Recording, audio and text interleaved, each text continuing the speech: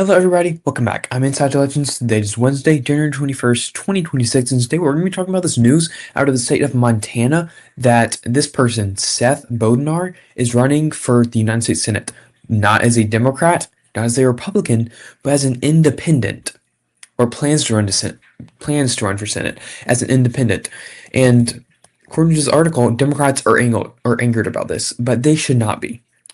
If they went and backed Seth Bodnar, they could have a chance at flipping this seat in Montana, not from red to blue, but from red to purple, or whatever color you want to classify the independent party as. Because let's look at it objectively. Montana is a red state. It voted for Donald Trump by 20 in 2024, in 22 by 16, in 2016 by 21, in 2012 by 14, etc. It hasn't been blue since 1992 when Bill Clinton won it. It's a red state, and recently on the Senate level, it has been as well. It was R+7 in 2024, but that was with John Tester, the three-term incumbent Democratic U.S. Senator from the state of Montana, popular U.S. Senator from the state of Montana, and he still lost by 7 points.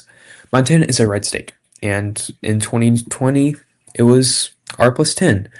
Yes, in 2018, John Tester won it, just like how he won it in 2012 and 2006.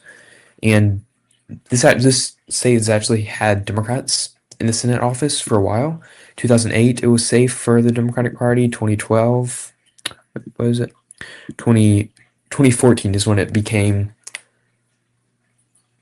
Republican, pretty much. 2014, the seat flipped from being R+46 in 2008 to being D+46 in 2008 to being R+18.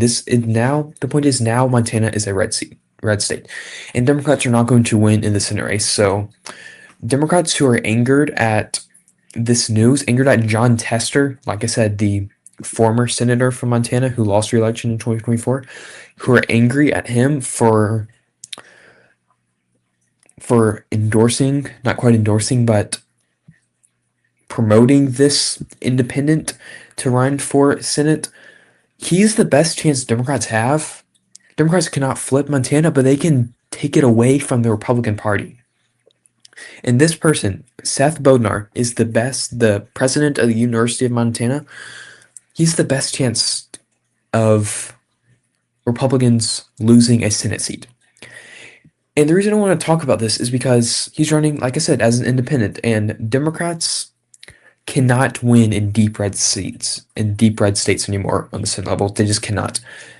This country's became so divisive on party lines that Democrats winning in deep red states and Republicans winning in deep blue states are just not a thing anymore. It's a thing of the past. I mean, look, even in not in 2022, but even in not even 2020, but like even in 2018, like I said, Montana, a Democrat they voted for a Democrat. And in West Virginia, they voted for a Democrat. The point is, Democrats could win in these deep red states. And we can go back even further. I mean, there wasn't any examples in 2016, but once we start going back to 2018, 2014, Republicans were winning in Colorado. Virginia was close. 2012, Democrats were winning in Montana. They're winning in North Dakota. They're winning by 24 points in the state of West Virginia. They're winning by 16 in Missouri. It's same in 2008. Montana winning by 46. South Dakota by 25. Iowa by 26. Arkansas by 60. They're winning Louisiana. They're winning West Virginia by 20 points. Democrats used to be able to win safe red seats by running centrist candidates who are popular in their state. By running, for example, the senator in Montana as a Democrat, but not with traditional Democratic values, because as Montana was voting on the Senate level for 46 points for the Democrat in 2008, Obama lost the state. And the only way Democrats have to win deep red seats is not to run Democrats, because the country is, like I said, too party line divisive for Democrats to win in red states and Republicans to win in blue states. Democrats have to run independent candidates to win these races. And if Democrats are angry at former Democratic senators from the state of Montana who know how to win in Montana because he thinks that that Democrats can't win in Montana because they cannot, and they're mad at him for endorsing an independent candidate instead of doing nothing and just endorsing a Democratic candidate who's going to lose by 20 points in 2026. It's absurd. Democrats should be backing this candidate with everything they got. Just like in 2024 on the Senate level in the state of Nebraska. You see, Nebraska at large voted for Donald Trump by 21 points. However, on the Senate level, it only voted Republican by 7 points. Independent Dan Osborne came close in the state. He's running again in 2026 and has a shot at winning this seat, once again, this deep red seat in 2026 by running as an independent. Not to give seats to Democrats, because Democrats are going to lose in these seats no matter what. Democrats cannot win in Wyoming, for example. They're not going to get more than 20% of the vote, but a popular independent candidate could win in Wyoming. So it's selfish for Democrats to not run independent candidates and instead run Democrat candidates who are going to lose by huge margins no matter what. And this is not just a thing in Montana. It's not just a thing in Nebraska. There's another person running for U.S. Senate as an independent in a deep red state. That is Brian Bings from the state of South Dakota. He's running as an independent, not a Democrat, but as an independent.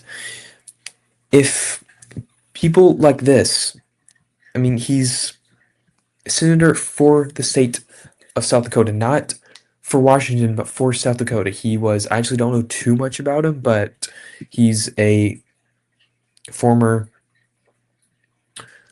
he served in the military, he served in the U.S. Navy out of graduation. He is a veteran. He is the type of person, as an independent, that states like South Dakota will elect.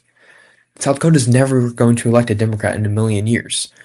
But they can elect a popular independent if Democrats do not get in their way. If Democrats, just like in Nebraska, Democrats did not field a candidate. That's why Dan Osborne did so good. If Democrats don't field a candidate in Montana, if they backed Seth Bodnar, if they backed Brian Bings in South Dakota and didn't run Democrat candidates, even though these people are not lefties like Democrats would be, they're not far right. They're not Republicans. And let's look at the Senate map. Right now, let's classify some of the states. States like Oregon, Illinois, Minnesota, New Hampshire, Massachusetts, etc. These states are going to go to the Democratic Party. And Republicans also have these states like Idaho, Wyoming, not Montana, not South Dakota, not Nebraska, but states like Kansas, Oklahoma, Arkansas, Louisiana, Alabama, etc. I'm just going to fill these all in. That leaves us with this map. Democrats have 45 seats to Republicans 44. Normally, party would need 50 seats to get 51 seats for the Democrats and 50 seats for Republicans for a Senate majority because of the vice president. But if independents are running, and if they could win in states like Nebraska, states like South Dakota, states like Montana, if Democrats actually looked into this instead of just running meaningless Democrat candidates to get 30% of the vote and lose by 30 points, if they backed independents like people like Seth Bodnar, like people like Brian Bings, like people like Dan Osborne, they could take seats away from the Republican Party. And Democrats, if they held on to Michigan, like they're expected to do, same with Georgia, North Carolina, if they're expected to flip North Carolina, if they flip Maine, Republicans could win the rest of the seats and be at a Senate majority for the Democratic Party. Democrats are at 49 seats, which normally would not be a Senate majority, but with these three independent candidates, yes, they could sway Senate votes depending on what the votes are, depending how polar, how left-leaning versus how right-leaning Senate votes are. But this is better than Republicans winning these seats and Democrats is being down 2 seats in the Senate and not being able to have a chance at any Senate votes in 2026. Independents are Democrats' key. It's the key for Democrats to win back the Senate in the future, because they cannot run. They can, let's go to a random year. I mean, North Dakota 1998, North Dakota, South Dakota, Louisiana, Arkansas, South Carolina, Indiana, all these states had Democratic senators. Democrats cannot win these seats anymore, but independents can. Like Dan Osborne, I said that for the millionth time, like Seth Bodnar, like Brian Bings, these people can win if Democrats play it right. If they play like they're playing it right now, if they're angry at the former senator from Montana for endorsing a candidate that has a slim chance of winning versus a candidate that has no chance of winning, Democrats are just going to shoot themselves in the foot. And yeah, that's enough about this video. What are your thoughts? Did you know these candidates were running for these Senate seats and these deep red seats at the independents? What do you think? Do you think Democrats should back them? Do you think Democrats should just back Democratic candidates in these states to lose by 30 points? What are your thoughts on this? Let me know in the comments. If you have any video ideas, also let me know in the comments. I will make a video about it if you let me know in the comments about a video. I need video ideas all the time. If you leave a comment, I'll make a video about it. And yeah, if you enjoyed this video, I encourage you to like the video, to subscribe to my channel. I upload election news every single day. And yeah, I hope you have a great day.